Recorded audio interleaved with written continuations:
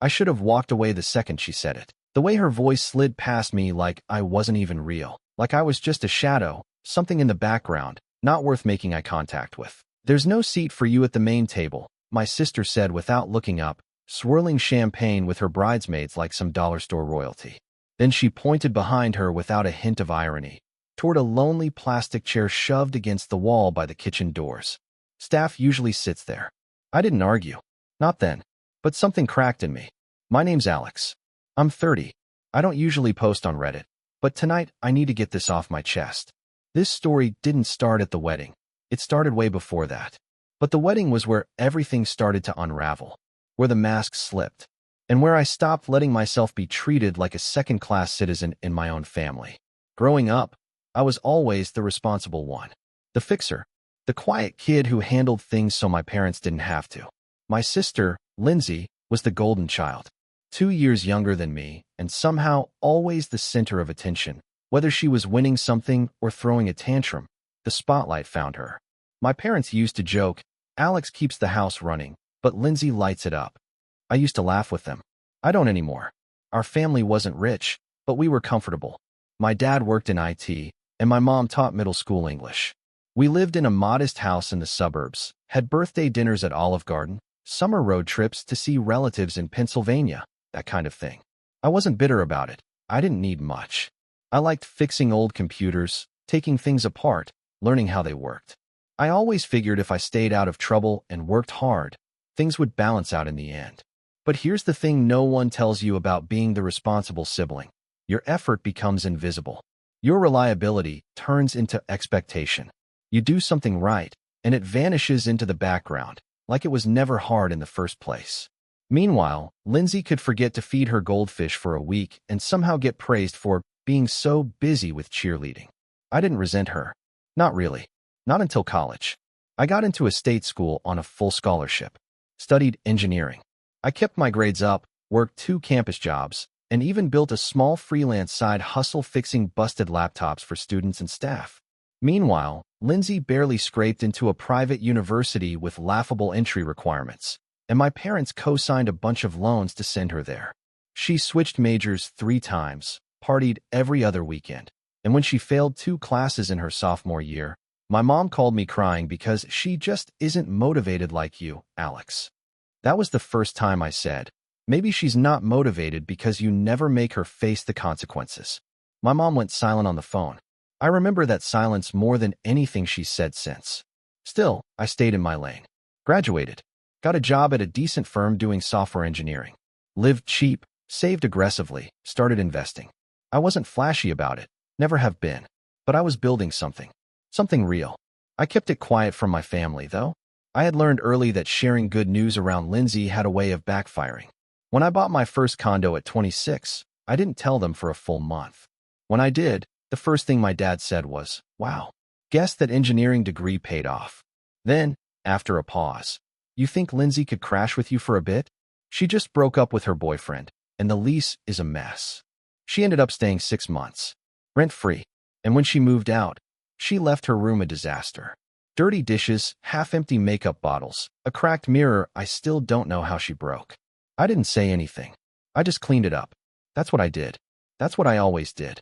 So when she got engaged, I was cautiously optimistic. Her fiancé, Eric, seemed decent enough.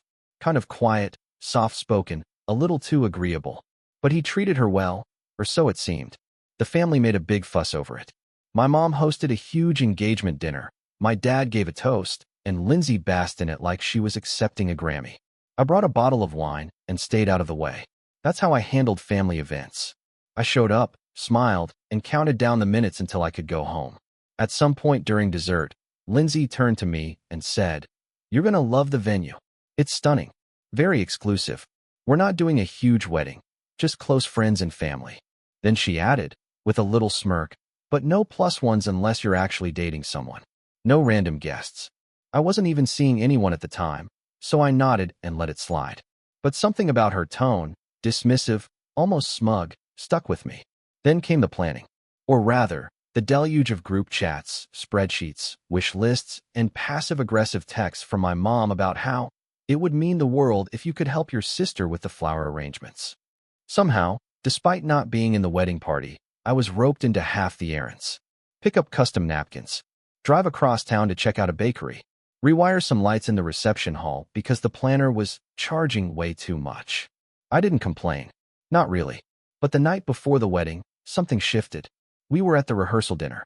Everyone was drinking, laughing, taking selfies.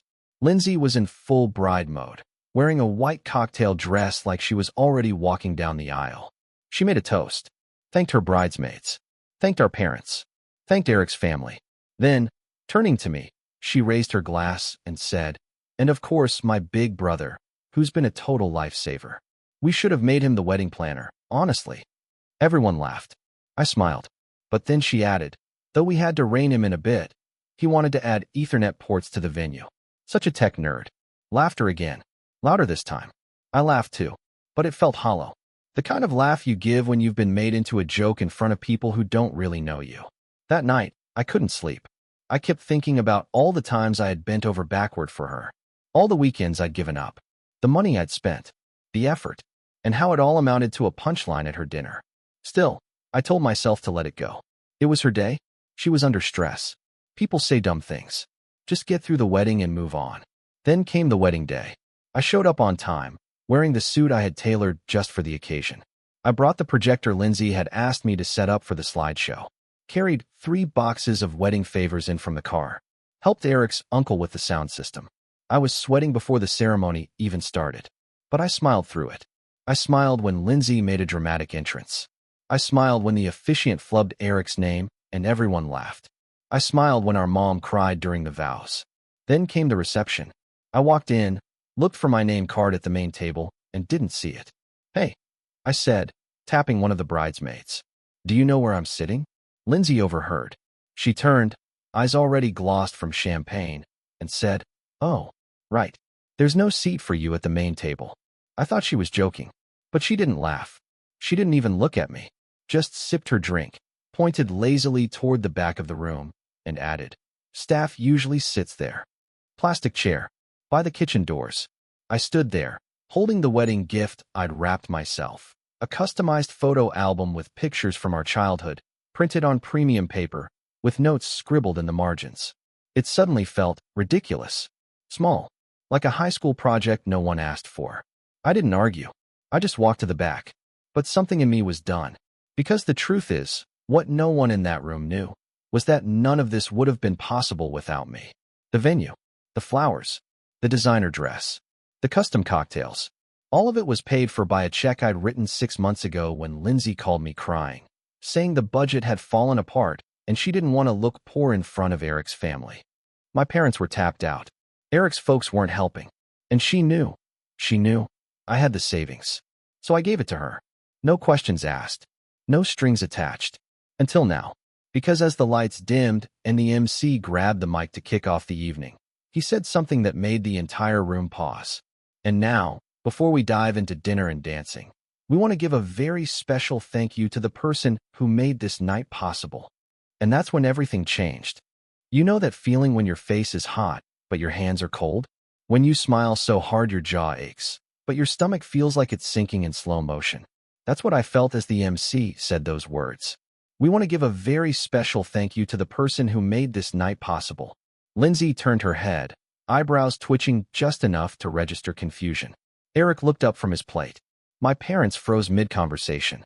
And then it happened. My name lit up on the projector behind the MC in soft golden cursive. "Thank you, Alex." The applause came slow at first.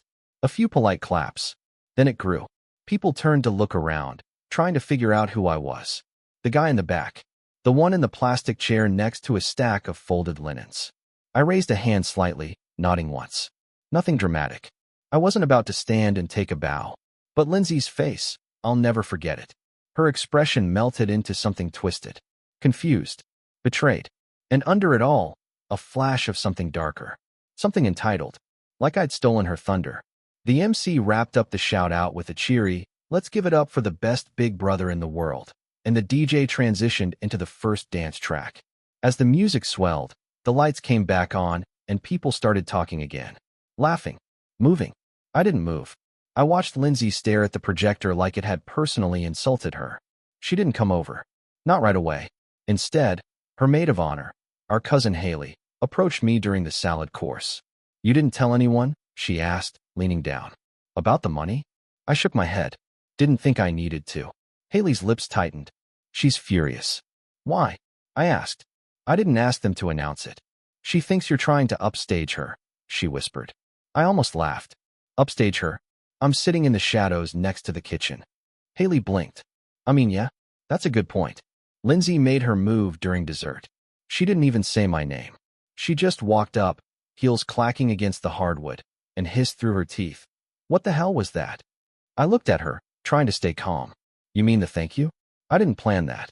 You told them. She snapped, eyes burning. You told the MC or the planner or someone. Don't play dumb. I stayed seated. I didn't. I'm not the one who printed it onto a slideshow. She looked like she wanted to scream, but couldn't risk making a scene. You're ruining my day. I stood slowly, placing my napkin on the chair.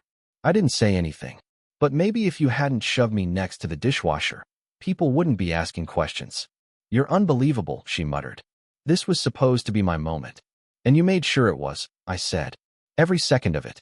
I didn't ask for credit. I didn't ask for thanks. I asked for a chair. You couldn't even give me that. She stared at me, unblinking. I'll fix the seating. Come sit at the main table. I raised an eyebrow. Now that everyone knows? She didn't answer. I didn't move. And from that point on, something in her shifted. I could see it. Her smile got faker. Her voice higher-pitched. The kind of strained performance that only people who need to be adored put on. I thought that was the worst of it. I really did. But I was wrong. Because the next morning, I woke up to a text from my mom. Just one sentence. Call me. Now. No punctuation. No emoji. That was how I knew it was serious. I sat up, heart pounding, and dialed her. She picked up on the first ring. Alex, what did you do? What are you talking about? I asked, already exhausted. Lindsay's in tears, she said. She says you tried to humiliate her. That you bribed the MC to announce your name like some kind of hero. I pinched the bridge of my nose. I didn't bribe anyone. I didn't tell anyone. And even if I had, what does it matter? I paid for the wedding, Mom. Every flower, every glass of champagne, every rented chair. She went quiet. I waited. Finally, she whispered, You didn't tell us that. Because I didn't want it to be about me, I said. I did it for Lindsay. I thought she'd appreciate it. She does, Mom said, but her voice sounded uncertain. No, she doesn't, I snapped. She stuck me at the back of the room like I was a busboy. She's just overwhelmed, Mom said. Weddings are stressful. I let out a breath. If I treated her the way she treats me, you'd never forgive me. Silence again. You're not wrong, Mom admitted, finally.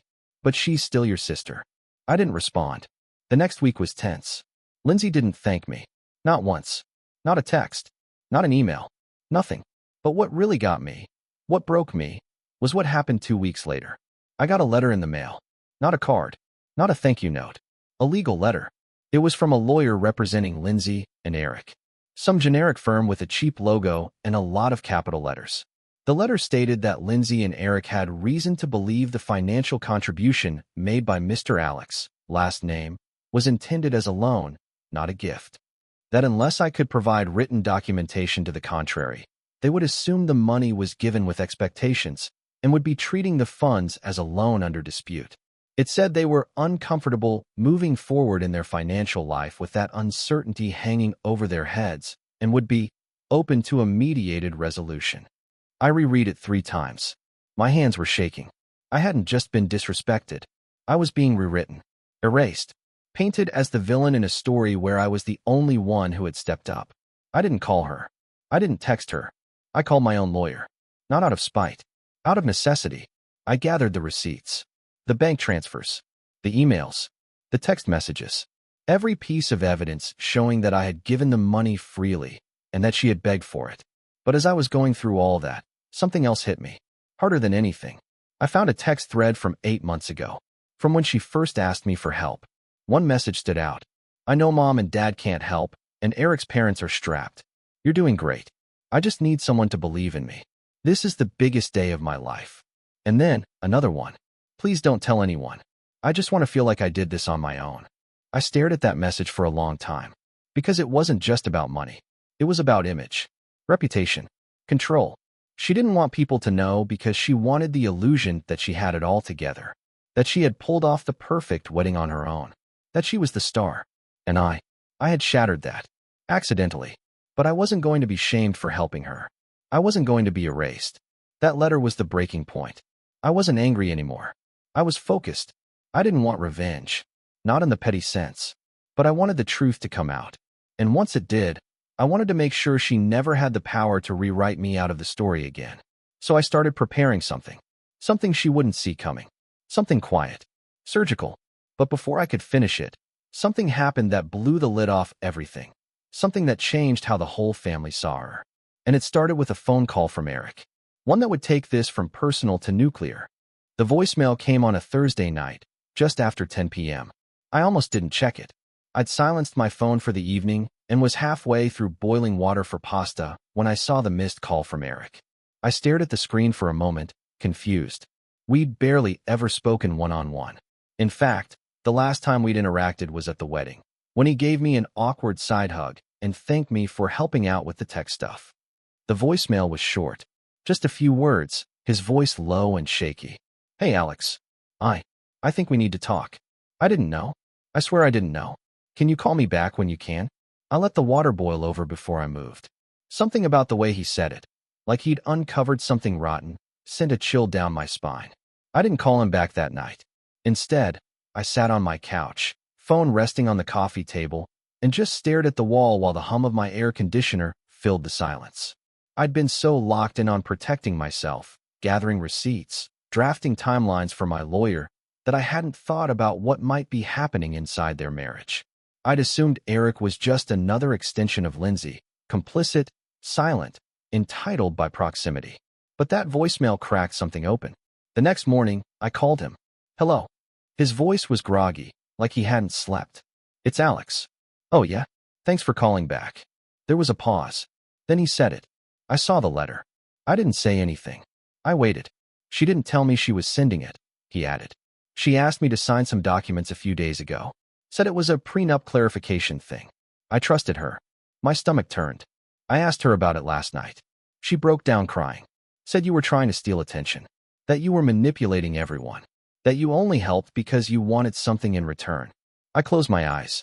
I didn't believe her, he said, voice quieter. Because I found the texts. From before the wedding. The ones where she begged you. Where she promised it was just between you two. Still, I said nothing. I wanted him to keep talking. I'm sorry, Eric continued. I didn't know. I swear. And I wanted to tell you something. Off the record. She's been like this since we got engaged. Obsessed with how things look. The image. Not the reality. She kept saying this wedding had to be perfect because it was the first time her parents actually paid attention to her again. I frowned. What do you mean again? He sighed. Apparently when you bought your condo, it was all your mom and dad talked about for months. How proud they were. How you were doing everything right. She said she felt invisible. Like she was losing her spot. That hit harder than I expected. Because I remembered that time. I remembered my mom calling me after I closed on the place, telling me how proud she was, how grown up I sounded. I'd brushed it off as just a nice compliment. I didn't realize Lindsay had internalized it as a threat. She wants to win, Eric said, even if no one's keeping score. I let out a breath. So what are you going to do? Another pause. I don't know, he admitted. But I thought you should know the truth. I'm sorry she turned on you. You didn't deserve that. We hung up after a few more words, stilted, awkward. But it left me with something I hadn't felt in weeks, validation. I wasn't crazy. I hadn't imagined the shift in her. The entitlement. The bitterness. Someone else saw it. Someone inside her life. But that didn't change the fact that the damage had already been done. The letter was still real. The tension with my parents was still simmering. Lindsay had already spread her version of events to half the extended family, and the silence from most of them was deafening. I got one vague text from my aunt a few days later that said, "Hope everything's okay between you and Lynn's red heart," which only made me want to throw my phone out the window. I felt isolated, angry, and worst of all, tired. For a couple of weeks, I went quiet. Didn't reply to texts. Stopped answering calls. I ghosted a few friends I normally played chess with on Saturdays. I even skipped work a few times, calling in sick when really I just couldn't bring myself to open my laptop. It wasn't just about Lindsay. It was the years of bending, stretching, shrinking myself for the sake of keeping the peace. And for what? So I could be smeared as the villain the moment I stopped playing along? I hit a low I hadn't hit in years. My condo felt too quiet. My thoughts too loud. I started wondering if I really had done something wrong. Maybe I had made her feel small. Maybe that's why she lashed out. Maybe. No, I caught myself. That's how people like her win. They spin you in circles until you start questioning your own reality. So I made a decision. If I was going to be painted as the bad guy anyway, I might as well stop living like a ghost. I started small. I got my hair cut. Not a trim, an actual style. Something sharper. Something I wouldn't have had the confidence to wear before. I hit the gym, not out of spite, but because I needed to move. To sweat. To stop thinking. I dug out an old passion project I'd abandoned the year before, a budgeting app I'd coded on weekends, and started rewriting it from scratch. Cleaner interface. Smarter backend. Within a month, I was in a groove. Not just surviving. Building. I posted the app on a few niche forums. A couple finance subreddits. Just for feedback. But to my surprise, people liked it. A lot. I got DMs asking if I'd consider making a paid version. A few weeks later, a small personal finance blog featured it in an article called 5 Tools That'll Make You Feel in Control Again. Downloads spiked. I added premium features. And for the first time since college, I felt something I hadn't in a long time. Pride. Not for being useful, or reliable, or the responsible one. Pride for doing something that mattered to me.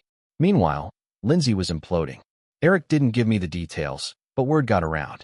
A few family members started reaching out again, asking questions, poking around, trying to check in under the guise of small talk. I didn't indulge them, but I noticed the shift. The whispers. The way some of them started treating me with cautious politeness again, like they'd realized maybe they'd backed the wrong horse. One day, I got a call from my dad. No text first. No warning. Just a call. I almost let it ring out. But something told me to pick up. Hey, I answered. Alex, he said, voice stiff. Do you have a minute? Sure. He cleared his throat. Your mom and I have been talking. We're sorry about what happened. With the wedding. With everything. I waited. We didn't realize how bad it had gotten, he continued. We thought Lindsay was just stressed. We didn't know about the letter until after she sent it. I kept my voice calm. And what do you think now? Another pause. I think you've always been there for this family, he said. And we didn't always show you that we saw it. That hit me. Because my dad wasn't the kind of man to apologize easily. He wasn't cruel, but he was old school. Stoic. A deal with it and move on kind of guy. Hearing that from him cracked something loose inside me. Thanks, I said quiet. We'd like to come by sometime, he added. See your place. Really see it. I nodded, even though he couldn't see me. Yeah, that'd be good. After we hung up, I sat there in silence for a while. Not happy, not triumphant, just grounded. I'd spent so long chasing their approval, trying to keep everything running, thinking if I just gave enough, worked hard enough, stayed quiet enough, they'd notice. But it wasn't until I stopped trying, until I focused on myself, that they finally did. And that was just the beginning. Because while Lindsay thought she'd buried me with that letter, she'd only planted the seed. And what I had planned next was going to be something she'd never see coming. A funny thing happens when people stop seeing you as the family doormat. They start watching you, carefully, nervously, like they're not sure what you'll do next. Like you might suddenly grow teeth. After that call with my dad, the air shifted. I wasn't invisible Alex anymore. I was a question mark. A variable. A potential threat in a story where everyone had already cast their roles, and mine was supposed to be quiet, dependable, and harmless. But I had rewritten that script, and Lindsay could feel it. She didn't reach out directly. Of course not. That wasn't her style. Instead, she used our mom as a messenger. A peacekeeper. A buffer between her ego and the possibility of owning up to anything. She wants to talk, my mom said one afternoon, her voice brittle on the phone. Not about the money. Just everything. She misses her brother. I sat on my balcony, letting the early spring breeze run through my hair, watching the sun slip behind my condo building's rooftop. I'd just come back from a meeting with a small angel investor who was interested in scaling my app. Nothing massive, but enough to start thinking about hiring a second dev. My life was blooming, and now here was my sister's shadow creeping back in. She misses me? I said slowly. Interesting. She sent lawyers before words. She panicked, Mom said, sighing. She thought you were trying to take credit for her wedding. I paid for her wedding, I replied, voice flat. She thought I was trying to steal the spotlight because she'd rather invent a villain than admit she needed help. I'm not defending her, Mom said quickly. I don't want this family falling apart. Too late for that, I thought. But I didn't say it. Instead, I gave her what she wanted. Tell her I'll meet, I said. Neutral ground. Somewhere public. Mom exhaled, clearly relieved. That's good. That's really good. But I want you and Dad there, I added. No more private corners. No more twisted narratives. If we're doing this, it's with witnesses. Mom hesitated. Then, okay, I'll set it up. We met at a quiet Italian restaurant 2 towns over. Neutral territory, like I said. A place with cloth napkins and low lighting and no chance of anyone making a scene. I showed up 10 minutes early, as usual. Ordered a coffee, sat by the window, and waited. They arrived as a group.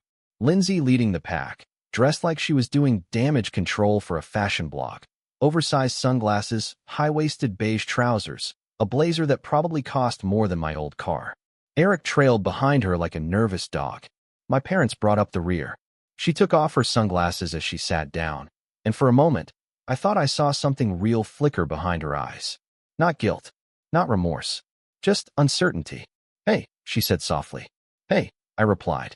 The silence stretched. My dad cleared his throat. So, Lindsay began, smoothing her blazer. I wanted to talk. Face to face. I feel like things got out of hand. I waited. She glanced at Eric, then back to me. I didn't mean to hurt you, she said. I felt so much pressure. With the wedding. With expectations. Everyone kept asking how we were pulling it off. I got scared people would think we were mooching off you. But you were, I said. Calm. Controlled. She blinked. I know. But I didn't want it to look that way. My dad shifted uncomfortably. My mom said nothing. You asked me to keep it quiet, I said. And I did. You told me you wanted it to feel like you'd earned it, and I respected that. But then you shoved me to the sidelines and treated me like help. That wasn't, she started. It was, I cut in. You don't get to rewrite it. Eric looked down at his hands. Lindsay folded her arms. I was embarrassed, she said finally. I didn't want people to think I needed my big brother to bail me out again. I tilted my head. When exactly was the first time I bailed you out? You make it sound like a pattern. Her face flushed. College. Rent. That time I stayed at your place. I laughed, sharp and humorless. You mean the time you trashed my guest room and left without saying thank you? She looked away. I leaned forward, my voice dropping. I'm not here to argue. I'm not here to get an apology. I just want to make something clear. I'm done playing the quiet support act in the Lindsay show. My mom started to say something, but I held up a hand. I'm not cutting you off, I added. But I am setting boundaries. No more favors. No more secret bailouts. And if you ever try to weaponize a lawyer against me again, we're done. Lindsay opened her mouth, closed it, and for the first time, I saw something new on her face. Fear. Not of me. Of losing control. The meeting ended in uneasy silence. No hugs. No resolution. Just nods and murmurs and a quiet understanding that the balance of power had shifted. And that's when I started planning. Not revenge in the traditional sense. I wasn't looking to destroy her life. But I wanted something better. A reckoning. A moment where she'd be forced to sit in the truth, my truth, for once. Not her version. Not her spin. The real story, told where it mattered most. And I knew exactly when it would happen. You see, my parents had an anniversary coming up. Their 35th. Lindsay, in one of her more recent text messages to Mom, had offered to host the party. She wanted it to be classy. Sophisticated. Like a mini wedding, but less pressure. Mom had gushed about it to me on the phone. She's really stepping up, she said. Trying to make things right. I said nothing at the time. But a plan started forming. I reached out to a few of my parents' oldest friends. A couple aunts and uncles.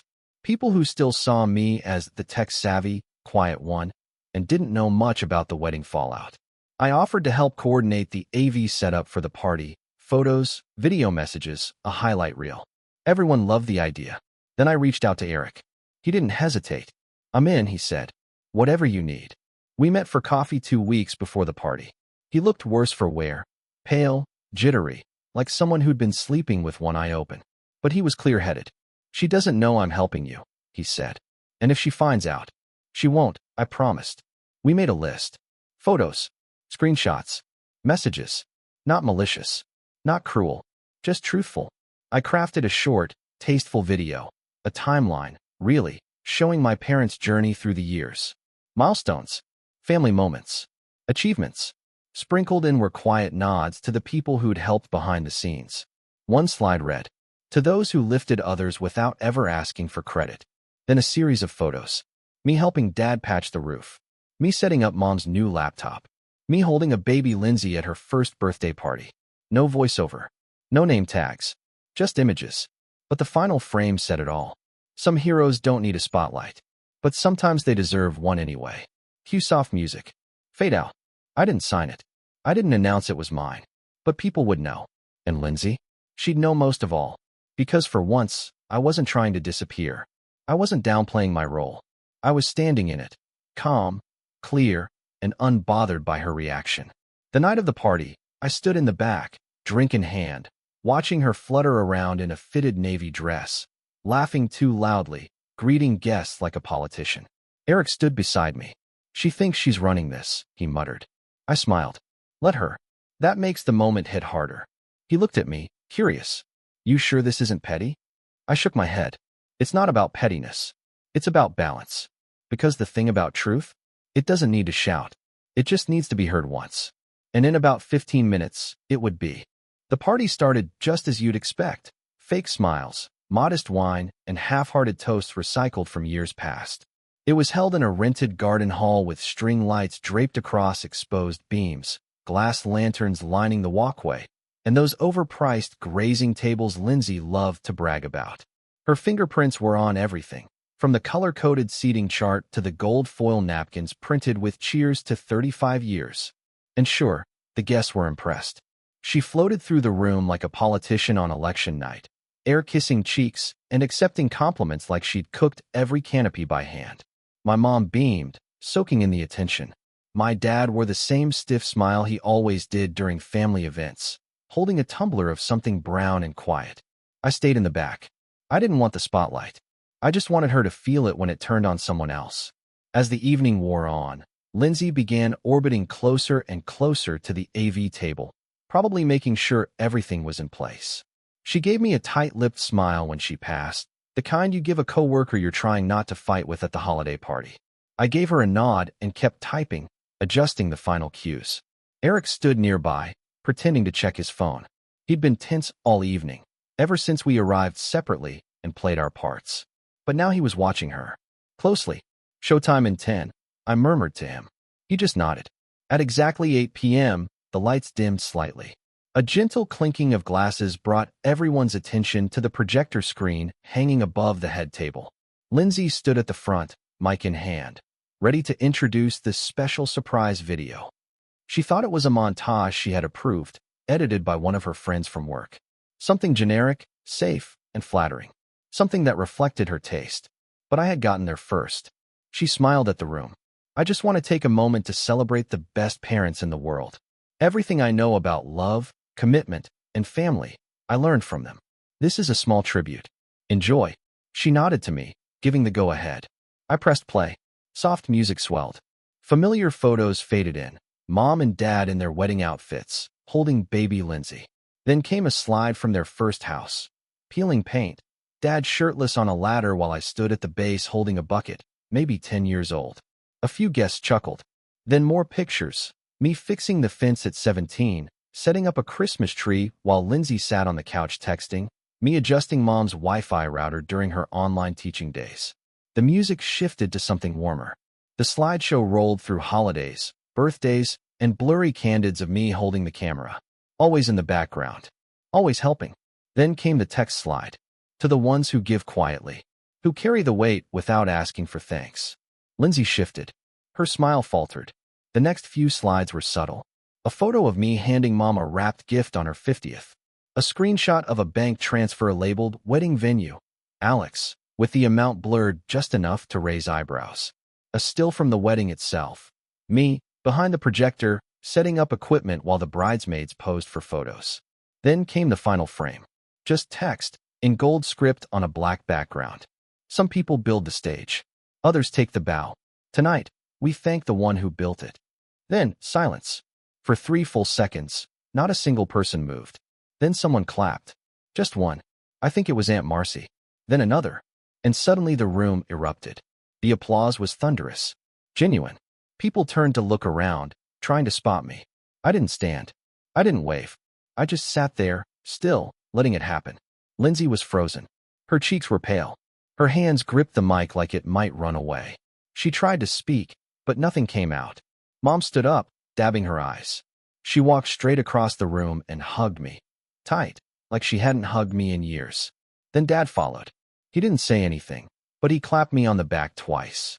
And in that moment, I realized something. This was never about humiliating her. It was about reclaiming my place. But Lindsay, she couldn't handle it. The second the attention shifted, she panicked. She whispered something to Eric, who just shook his head. That set her off. I didn't hear what she said, but I saw the venom in her face. And then, in front of everyone, she stormed off the stage. People glanced around uncomfortably. My mom tried to smooth things over by proposing a toast. The party carried on, awkwardly at first, then with increasing warmth as the open bar worked its magic. But the damage was done. She'd made her choice, attention or dignity. She couldn't have both. Eric found me near the back patio an hour later. He looked lighter somehow, like someone who had been holding their breath for too long and had finally exhaled. She cornered me in the car, he said. Said I betrayed her. That I let you steal her moment again. I raised an eyebrow. Did you? I don't think so, he said. But even if I did, I'm not sorry. We stood there a while, watching fireflies blink in the trees. She's not gonna forgive this, he added. I shrugged. That's not up to me. He looked at me, his expression unreadable. You know, I used to think she was the strong one. Loud, confident, certain. But it takes a different kind of strength to be quiet and still make a difference. I didn't know what to say to that, so I just nodded. A few weeks passed. Lindsay went dark. No calls. No texts. She didn't return my mom's messages. Eric moved into a short-term rental. He said it was temporary, but I knew better. He'd seen her without the filters now. Seen what it cost to stay in her orbit. Word got around. Extended family started reaching out again. Curious, nosy, trying to figure out what happened. I kept it vague. Let the slideshow speak for itself. I didn't need to retell the story. I didn't need to fight anymore. The truth had done the job. Mom invited me over for dinner one night. Just the two of us. She cooked my favorite, chicken parmesan, even though I hadn't asked. Halfway through the meal, she put her fork down and said, I watched the video again. I looked up. I didn't realize, she whispered, how much you were there. All those years. All those moments. I didn't respond. Because what do you say to that? I'm sorry, she said. And for once, I believed her. After dinner, I went home to my condo. My space, my rules, my life. I watered my plants. Checked on my app metrics. Sales were up again. A small finance YouTuber had just featured it in a video. My inbox was flooded with questions, compliments, collaboration offers. I sat on my couch, feet up, and let the silence settle around me. For years, I thought being the strong one meant being the quiet one. The helper. The background character in someone else's story. But now I knew better. Strength isn't silence. It's truth. It's knowing when to step back and when to step forward. It's knowing your worth, even if no one claps for you. Especially then. Lindsay never apologized. Not really. But she didn't need to. Her absence was apology enough. Her silence, finally, was honest. And I didn't need her spotlight. I'd built my own.